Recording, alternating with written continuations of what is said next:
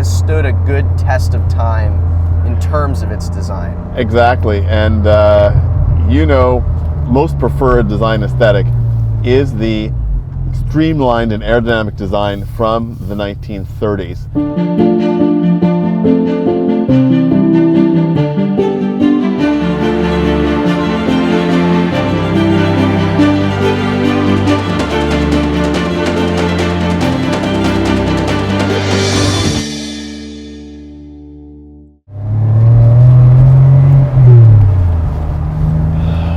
This is a treat, Antonio.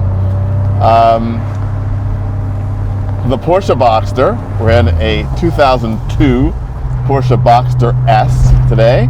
The S is very important. The S is extremely important. Boy, there's no S in either Antonio or Malegari, but the S is important. This is such a reminder of the fact that there was a time quite recently, which I would define as sort of the golden age of the two-seater roadster in America. Yeah. When this car was introduced, you had the choice of this, the BMW Z4, the SLK, the Miata, the Toyota MR2, the Honda S2000. Yeah. It's sort of amazing to consider that fact. And of course, we're very, very happy that Porsche continues to not only market the Boxster, but has steadily improved and given due respect, frankly, to the car without exaggeration, which saved the company. Yeah, it really did. I mean, I know that there is it's more respected now, as we will discover a little later on, but in the beginning, this was the poor man's Porsche. Exactly. And it's interesting to see how that's kind of shifted, especially with my generation who doesn't necessarily care about that.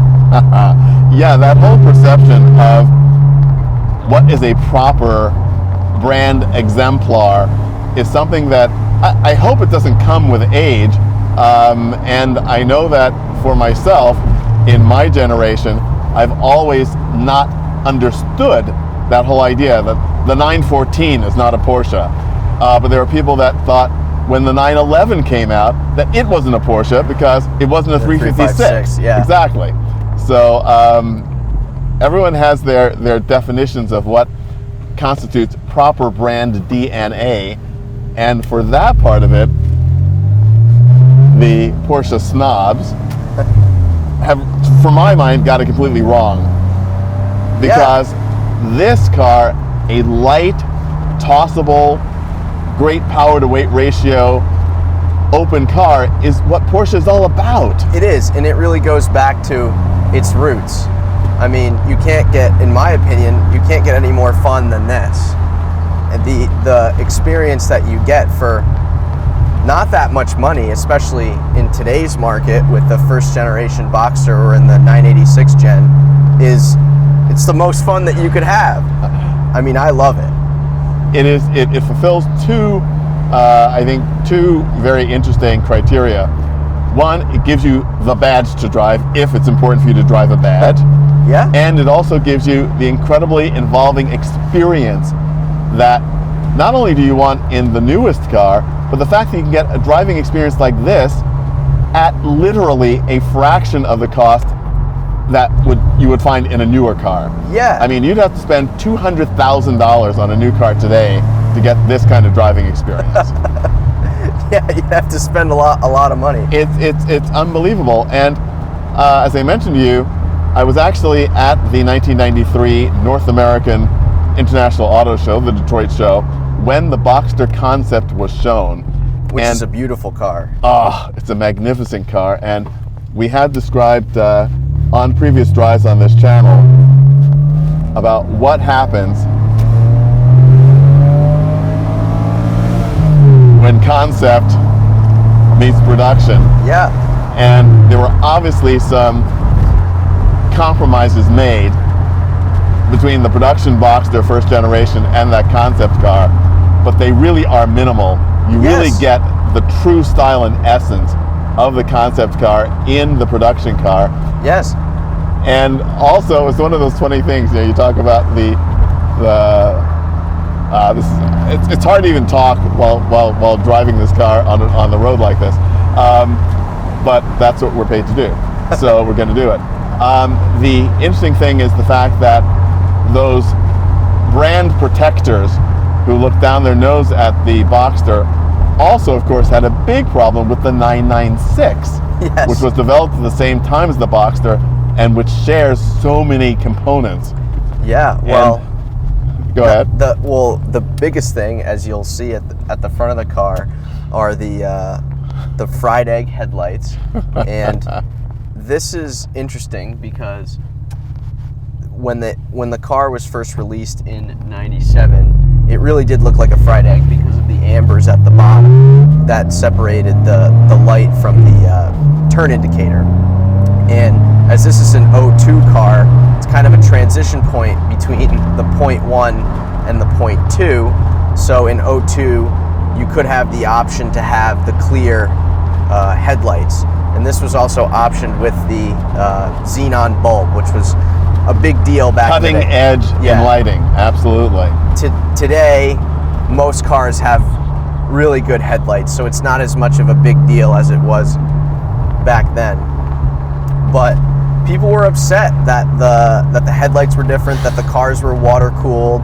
Like, how dare you accept innovation? There was so much change going on, and again, it probably cannot be overstated that Porsche enthusiasts are among the most, if not the most passionate enthusiasts for a brand that exists. And so change comes with difficulty. They're not as bad as Morgan people who didn't accept any change whatsoever. Or those Ferrari guys. Ferrari guys, we'll take what we can get, whenever the factory decides to give it to us. But it is a very interesting thing that the look of the Boxster and the 996, I happen to like very much. I do too. And I thought that it only right that the very first new 911 should have a new look.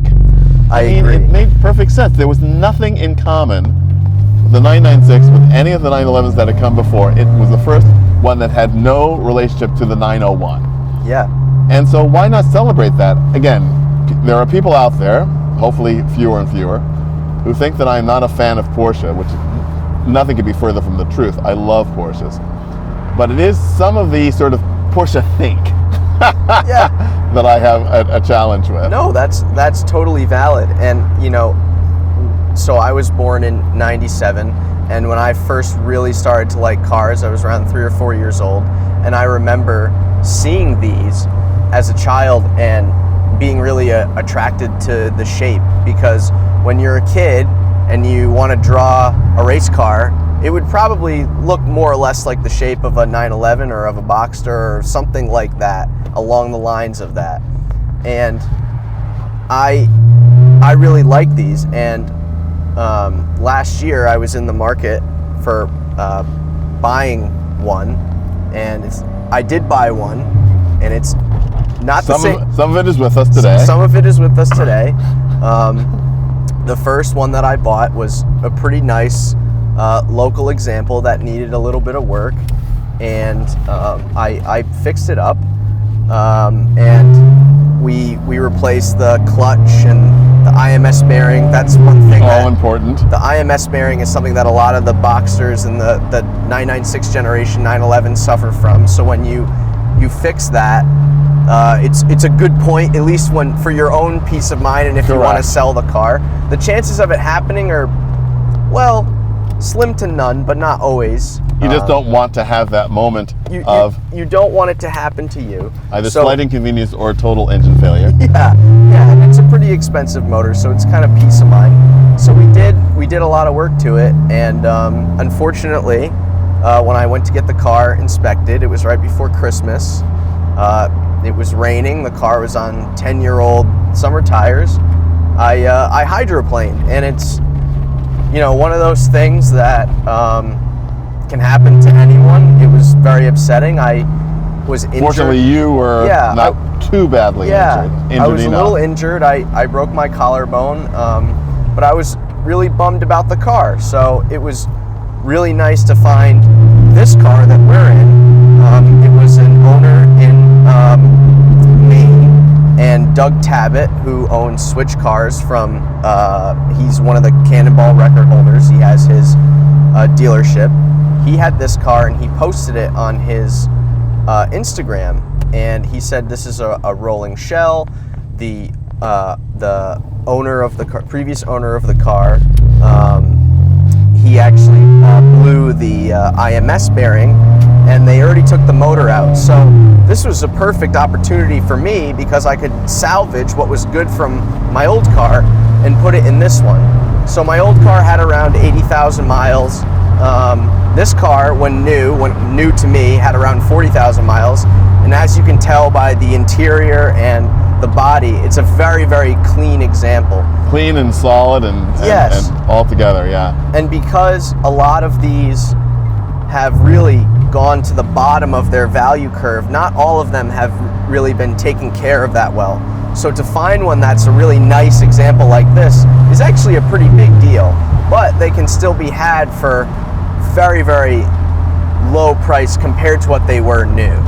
And again, the idea of appreciation in the collector car market is something which is in the minds of many people, but I think frankly in the minds of true enthusiasts, and I count you among the ranks of true enthusiasts. Well, I appreciate that. You want to actually have the experience. You will, I predict, and with my crystal ball still in the restoration shop. You're good. You will own this car, you will enjoy this car, you will maintain it well, and when you decide to go on to another car, you will probably be able to sell it for what you have in it. Yeah. Which means that you will have driven for free. Yeah, and that's for me, that's great, right?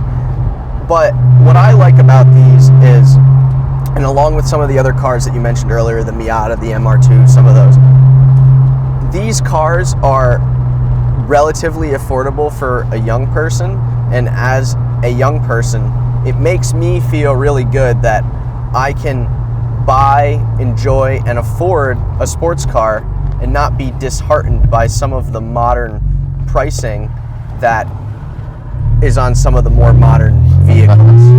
And I can still have as much fun as someone with a more expensive car with our speed limits. And as we will see a little later, when we drive a somewhat newer example, the fact is that, you can watch here on the Audrain Museum network video of me driving the Cayman GT4 RS, and it's a spectacular car.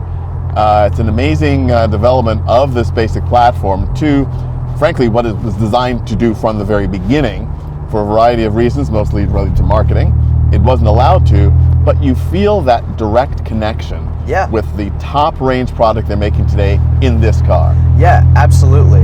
I mean, you really do feel the lineage and the connection, and even with some of the more purist air-cooled cars from, earlier in Porsche's history, you do feel that direct connection, which is really nice in terms of a driving experience. Well, there's a reason why, and this is actually a very funny thing too. When this car was introduced, of course, much was made of the fact that this was a mid-engine car. Yeah.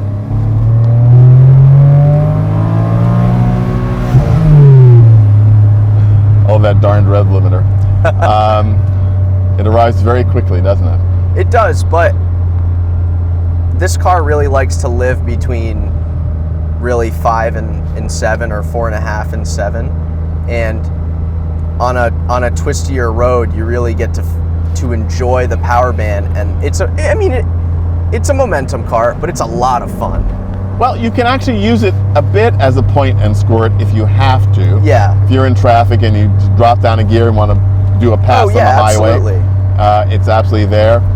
We discussed the fact earlier, before we got in the car, the fact that the spec is interesting and that it develops peak torque at 4,500 and peak horsepower at 6,300. So they want you to rev it out. They want you to rev it out, and to your point, sort of 5,500, 6,000 is going to be that wonderful mixture of horsepower and torque. Yeah, to really absolutely. give you that instant throttle response. Yeah. That is really quite cool. No, and it's a lot of fun. And so the base model of the 986 generation from 97 to 99 had a 2.5 liter in it with 200 horsepower, and then from 2000 to 04 it had a 2.7 with 217. This is, well, it's a motor from a 2000 car, but it's the same between 2000 and 02. They did a 3.2 with 250 horsepower, and then some of the more final versions that they did in the 0.2 cars, I believe, had an extra 10 or so horsepower with the 3.2. So it's not a tremendous difference, but, and you and I have this conversation frequently, you don't need a lot of power to have fun. And This, for me, is the perfect amount of power to really enjoy yourself. It also makes a really nice sound, which is also a very important part of enjoying a sports car. And it's not too present that you think, oh, I couldn't take this on a 3-hour trip because then I'd die. It's very comfortable. It's very comfortable. The seats are wonderful. Yeah. We talk a lot about seats here in the Audrain Museum Network, and I do that for two reasons. One, because I'm a guy who's not got a great lower back, so that's important. And the second is, you can't enjoy a car. That's like my favorite turn. Oh, love it. You can't enjoy a car if you're not comfortable driving it. No. You know, I don't care how much power it has, or what the handling is like. It doesn't matter. If the seat doesn't do it for you, it's not gonna happen. Yeah. You always talk about your cross-country trip. You could do a cross-country trip if you wanted in this car. And it's actually extremely practical. You have two trunks. The frunk, as it would be called in the front, is actually gigantic. Yes. I actually, when I got the car, I sat inside the trunk, and my dad closed the frunk on me, and I'm banging on. I'm like, "Let me out!" And I could just hear him giggling the whole time outside of the car. I mean, yeah, you can fit a ton of stuff in here. You can fit a ton of stuff in the back of the car. Look at like the turning radius. Turning is really radius good. is fantastic. But what I really like about it is the steering. It's hydraulic steering. It feels really nice, and this car gives you a lot of healthy feedback. You get a little bit of body roll in the turns. You kind of understand where the tires are. It's made me a better driver from hooning it on the back roads here and there, but it's a really fun car to drive. It is, and again, going back to your unfortunate incident, one of the other things that this car is relatively benign in is the fact that rear mid-engine cars are very well balanced inherently, but there is such a thing as mid-engine oversteer. Yeah. And when you get there, it happens very quickly and it's very difficult to recover from. But this car gives you, as you just said, so many signals of what it's doing before you get there. Yeah. In the weather, it's a totally different deal. But on the road, on a dry road, it really is quite marvelous. I want to just experience this as a passenger with the owner behind the wheel. So let's give you a moment here. Okay. Well, one thing that I find really satisfying about this car for me, and the first time I drove one was actually the one that the base model that we have in the Audrain collections, is just like you were saying, the lightness, but the enjoyment of shifting, and that's what really ultimately made me want one, is being able to, as we see a fellow Boxster, being able to row through the gears and really enjoy it. And typical to Porsche fashion is the pedal setup. It's very easy to heel and toe. It gives you a lot of confidence. Everything is kind of exactly where it needs to be. And I might contradict myself in terms of the styling, but a lot of cars now I feel like are really extreme with all these lines, and they're trying to make things be really aggressive, and I think this is a good combination of masculine and feminine design. It's curvaceous enough to essentially look feminine, but has some of these hard lines that make it look more masculine, some of the lines on the front bumper and the way that they come across. But I think this has stood a good test of time in terms of its design. Exactly, and much of my most preferred design aesthetic is the streamlined and aerodynamic design from the 1930s, developed through the 40s and into the early 50s. And again, going back to brand identity, when we think about the work that Porsche did with the 356, which is very much a 1930s aerodynamic study. Yeah. And this, again, has that same feel. It does. And it lends it that air of timelessness. You're absolutely right. No, it really does. And it's, most of these cars were finished in silver. And I like the silver. I think it fits the lines really well. But you go to a Cars and Coffee, you're going to see a lot of silver first generation Boxsters. So what I did is I put the roundel on both doors of number 16. So I was born on August 16th, my birthday. And I'm always getting asked, "Oh, what happened to car number 15? What happened to car number 17?" So, I mean, a lot of people are joking around with me all the time about it. I don't mind, but I think that placing those vinyl stickers on the side kind of breaks up the styling a little bit and makes it look more like a race car. I have lowered this a little bit, so I've changed the styling slightly. But fortunately, you have not negatively affected the handling. Yeah, I think it handles pretty well. I mean, initially we lowered it, it was too low. You get kind of that bump when you're driving around. But the handling and everything is really plush. I think there are still maybe a couple adjustments to be made, but it's not like a tremendous amount of work that needs to be done to make it super enjoyable. I mean, my ultimate plan, if I were to build this car, I would like to make the RS version that they never made. And a lot of people online have hot rodded out the next generation of this car, which is the 987. Not many people have hot rodded out the first generation Boxster. And you can drop a 3.6 in this from the 911 with, it's essentially plug and play as long as you get the years matched up correctly. Because they were so similar between the 996 and the 986. But I think that would be a lot of fun to do.